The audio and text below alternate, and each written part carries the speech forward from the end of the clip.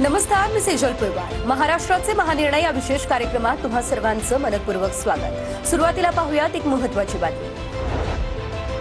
15 जूनपर्यंत राज्यात सर्वदूर मान्सून पोहोचण्याची शक्यता कमी आहे. त्यामुळे शेतकऱ्यांनी पेरणीची घाई करू नये असं आवाहन मुख्यमंत्री देवेंद्र फडणवीसांनी शेतकऱ्यांना केलंय.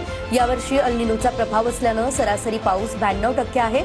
तरी देखील शेतकऱ्यांवर दुबार पेरणीचं संकट येऊ नये आणि त्यांचं नुकसान होऊ नये असा सरकारचा प्रयत्न आहे असं फडणवीस म्हणाले.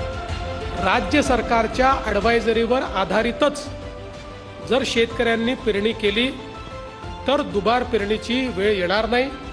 नेहमीच्या पद्धतीनं पेरणी केली तर पावसाच्या अभावामुळे पेरण्या वाया जातील आणि दुबार पेरणीची वेळ येईल. म्हणून आत्तापर्यंत शेतकऱ्यांनी संयम ठेवला आहे. तसंच शेतकऱ्यांनी राज्य सरकारकडनं येणाऱ्या ॲडवायझरीकडे लक्ष द्यावं. उपमुख्यमंत्री एकनाथ शिंदेंना नंदनवन या निवासस्थानी स्कॉच ग्रुपच्या वतीने मानाचा स्कॉच पुरस्कार प्रदान करण्यात आला.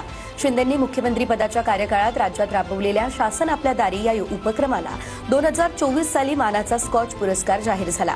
हा पुरस्कार सर्व सहकारी आणि अधिकाऱ्यांच्या प्रयत्नांचं फळ असल्याचं मत उपमुख्यमंत्री एकनाथ शिंदेंनी व्यक्त केलं. या उपक्रमामुळे विविध शासकीय योजनांचे लाभ 5 कोटींहून अधिक नागरिकांपर्यंत पोहोचवले होते. पुरस्कार प्रदान करताना स्कॉच ग्रुपचे अध्यक्ष, उपाध्यक्ष यांच्यासोबतच प्रमुख मान्यवर उपस्थित होते. बारामती एसटी बसस्थानकाचा स्वच्छता अभियानामध्ये प्रथम क्रमांक आल्याबद्दल उपमुख्यमंत्री सुनेत्रा पवारांनी एसटी बसस्थानकात भेट दिली. त्यावेळेस उपमुख्यमंत्री सुनेत्रा पवार यांच्या प्रयत्नांमधून बारामती बसस्थानकाला 10 बस देण्यात आल्या आहेत. उपमुख्यमंत्री सुनेत्रा पवार यांनी प्रवाशांच्या समस्या जाणून घेण्यासाठी एसटी बसमधून प्रवासही केला. बसस्थानक स्वच्छतेसह प्रवाशांच्या सुरक्षिततेला प्राधान्य द्या या सूचना उपमुख्यमंत्री सुनेत्रा पवार यांनी एसटी महामंडळाला दिल्या आहेत. मुख्यमंत्री देवेंद्र फडणवीस आणि दोन्ही उपमुख्यमंत्र्यांच्या हस्ते बालभारतीच्या इयत्ता 1 ते 6वीच्या नवीन अभ्यासक्रमावर आधारित पाठ्यपुस्तकांचं अनावरण करण्यात आलं. नवीन अभ्यासक्रमामुळे विद्यार्थ्यांना अधिक आनंददायी, प्रयोगशील आणि गुणवत्तापूर्ण शिक्षणाचा अनुभव मिळणार आहे. पुस्तक अनावरणावेळी शालेय शिक्षण मंत्री दादा भुसेंसह मंत्रिमंडळातील इतर सदस्य शिवाय वरिष्ठ प्रशासकीय अधिकाऱ्यांची उपस्थिती होती. मुख्यमंत्री देवेंद्र फडणवीसांच्या अध्यक्षतेखाली सह्याद्री अतिथीगृहावर धारावी पुनर्विकास प्रकल्पाबाबत आढावा बैठक पार पडली आहे. सिंगापूर आणि हाँगकाँगमधील आधुनिक गृहनिर्माण प्रकल्पांच्या धर्तीवर धारावीचा पुनर्विकास करावा. मात्र हा प्रकल्प राबवताना धारावीतील नागरिक, त्यांची उपजीविका आणि स्थानिक वैशिष्ट्य यांना केंद्रस्थानी ठेवावं असे निर्देश मुख्यमंत्री देवेंद्र फडणवीस यांनी दिले. यावेळी महापौर रितू दावडे, राज्यमंत्री डॉक्टर पंकज भोयर यांच्यासह प्रमुख अधिकारी उपस्थित होते. लातूरमधील भूमिहीन शेतकरी काशीनाथ गायकवाड यांना मुख्यमंत्री फडणवीसांच्या सूचनेनुसार प्रशासनानं अवघ्या काही तासांमध्ये बैल उपलब्ध करून दिलाय. वीज पडून बैल दगावला, त्यामुळे पत्नीला जोखडाला झुंपून शेतीची कामं करण्याची वेळ शेतकऱ्यावर आली होती. ही बाब मुख्यमंत्र्यांच्या निदर्शनास आली आणि त्यानंतर त्यांनी मुख्यमंत्री सचिवालयाला तातडीने कार्यवाहीचे निर्देश दिले. ती महिला त्या ठिकाणी झुंपलेली पाहून आपल्याला सर्वांनाच त्यात वाईट वाटलं.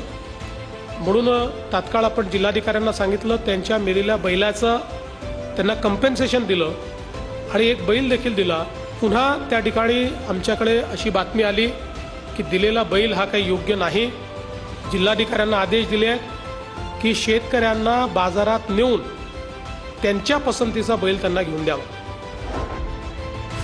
ज्येष्ठ समाजसेवक अण्णा हजारे यांच्या राळेगणसिद्धीमधील विकास कामांपासून प्रेरणा घेत लष्करानं गावाला अनोखी भेट दिली आहे. 1965 आणि 1971च्या युद्धात वापरण्यात आलेला T-55 रणगाडा राळेगणसिद्धी या गावाला भेट म्हणून देण्यात आलाय.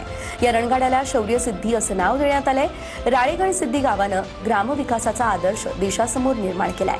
अण्णा हजारे यांच्या कार्याची दखल घेत लष्करानं 1965च्या युद्धातील ऐतिहासिक T-55 रणगाडा गावाला भेट दिलाय.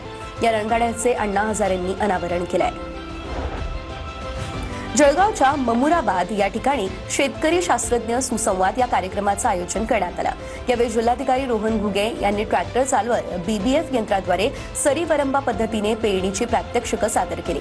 एल निनोच्या संकटामध्ये BBF तंत्रज्ञान वरदान ठरणार असल्याचं मत जिल्हाधिकाऱ्यांनी व्यक्त केलं.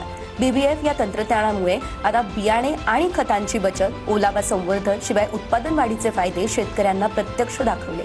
जिल्हाधिकारी रोहन घुगेंना ट्रॅक्टर चालवताना पाहून अनेकांनी आश्चर्य व्यक्त केलं. महाराष्ट्राचे महानिर्णय या विशेष कार्यक्रमात आता वेळ झाली आहे इथेच थांबण्याची. नमस्कार.